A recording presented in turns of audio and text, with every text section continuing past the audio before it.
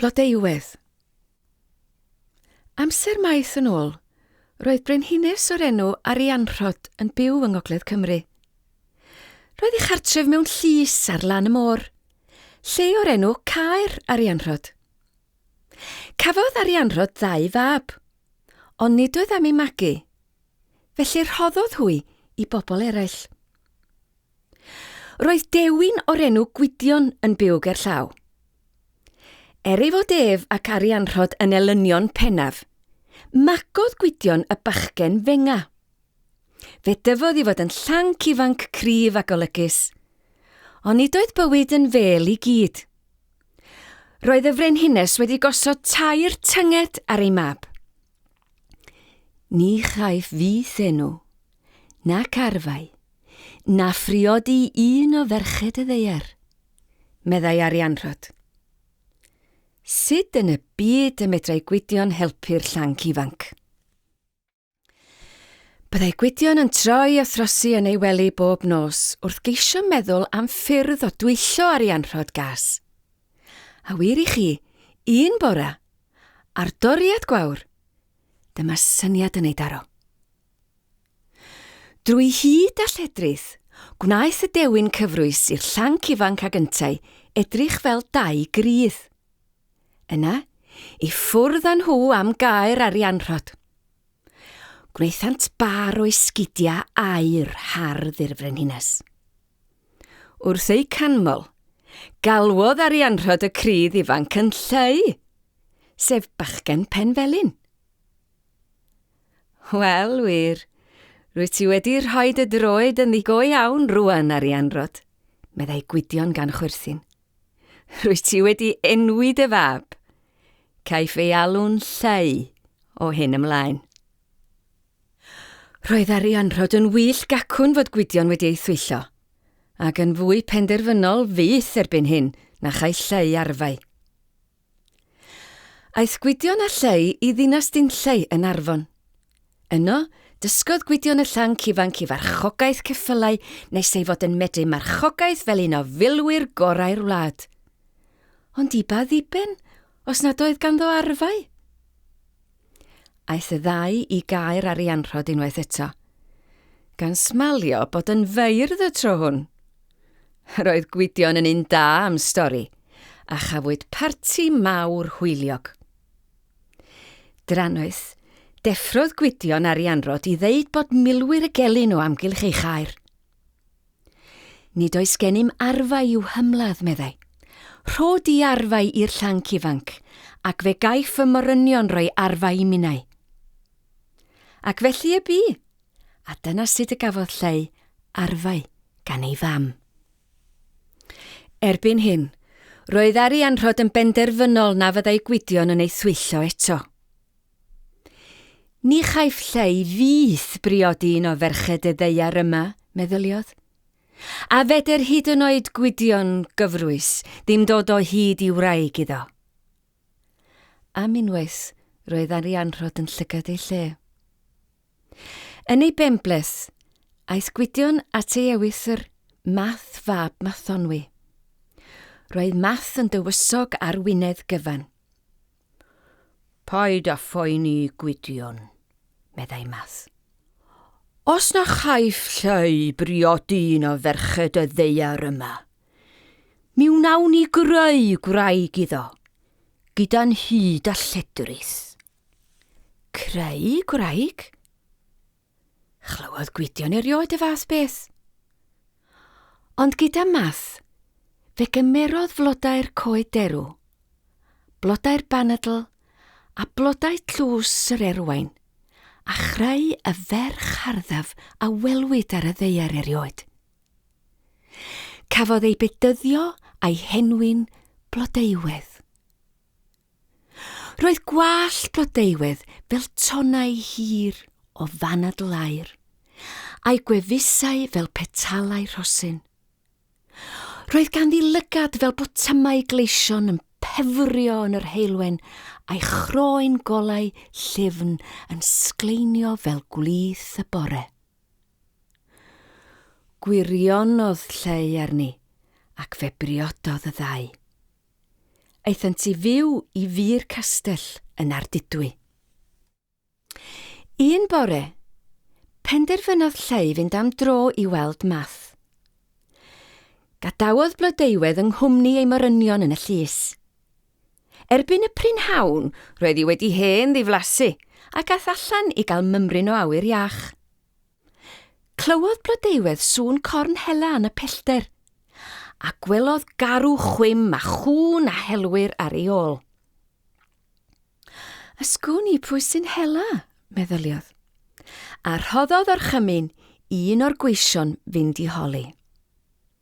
Cyn bo hir, daeth y gwas yn ei ôl. Gronw bepr, tywysog penllyn, a'i ddynion sy'n hela, meddai. Mae nhw newydd ddal y carw a'i fwydo i'r cwn. Mae'n rhaid i mi ei gwachodd i'r llys, meddyliodd Blodeuwedd. Wrth groesawu'r helwyr, syllai Blodeuwedd ar gronw bebr drwy gil ei llygad. Roedd o'n ŵr golygus tu hwnt. O'r eiliad honno, anghofiodd Blodeuwedd bopeth am Lleu druan. Syrthiodd dros ei phen a'i chlistiau mewn cariad a gronw bebr. Roedd gronw mewn cariad y Blodeuwedd hefyd, a buont am 2 noson yn cynllwynio sut i ladd Lleu. Dranwydd, gadawodd gronw y llys cyn i Lleu ddod adref. Cyn mynd, siarsiodd Blodeuwedd i geisio darganfod ffordd o ladd ei gŵr. Wrth sgwrsio â Lleu o flaen y tân y noson honno, cymerodd Blodeuwedd arni ei bod yn poeni. Mae arna i ofn y ceid i dy ladd, meddai wrth Lleu. Paid â phoeni, meddai Lleu wrthi. Dim ond un ffordd sy'n ei fy lladd i. Mae'n rhaid treulio blwyddyn yn gwneud picell, a hynny ar ddydd Sul yn unig. Yna, pan fyddaf yn ymolchi ar lan afon Cynfael, rhaid i mi roed un droed ar gafn, a'r droed arall ar gefn bwch gafr. Dim ond wrth i mi sefyll felly a chael fy nhrywanu ar bicell arbennig y gall rhywun fy lladd. Cyn gynted ag y cafodd gronw bebr y neges gan Blodeuwedd, dechreuodd wneud y bicell arbennig. Roedd yn barod ymhen blwyddyn union. Y diwrnod hwnnw, meddai Blodeuwedd wrth Lleu. Dim ond mewn un lle y medru di gael dy ladd. Neu di ddangos y lle hwnnw i mi. Ni wyddai Lleu druan fod gronw yn cuddio tu ôl i fryn a'r bicell yn ei law. Wrth i Lleu sefyll gydag un droed ar gafn, a'r droed arall ar gefn bwch gafr, taflodd gronw'r bicell a'i drywanu. Ond nid syrthio'n farw gelain wnaeth Lleu. Mawr syndod i Blodeuwedd a gronw, rhoddodd sgrech ofnadwy a throi'n eryr mawr. Cododd yr eryr yn uchel i'r awyr. Chwifiodd ei adenydd tywyll a hedfan ymhell, bell i ffwrdd, a'i sgrech yn atsain dros Gymru gyfan. Ar ôl cael gwared â Lleu, roedd Blodeuwedd a gronw ar ben ei digon. Bu'r ddau yn dathlu am ddyddiau. Ond pan glywodd Gwydion am Math y newyddion, roeddent yn drist iawn. Penderfynodd Gwydion fynd i chwilio am Lleu. Cerddodd drwy Wynedd a Phywys, nes ei fod wedi ymladd, ond nid oedd am roi'r gorau iddi. Roedd yn benderfynol o ddod o hyd i Lleu. Un noson, cafodd Gwydion leti mewn tŷ yn Arfon. Wedi ddinosi, daeth y gwas a edrychai ar ôl y moch i mewn i'r tŷ dan gwyno. Mae'r hen hwch fawr dew yn mynnu dianc oddi wrthai bob dydd. Dwi wedi cael llon bol yn chwilio amdani. Wn i ddim beth i'w wneud. Nawn ni wir.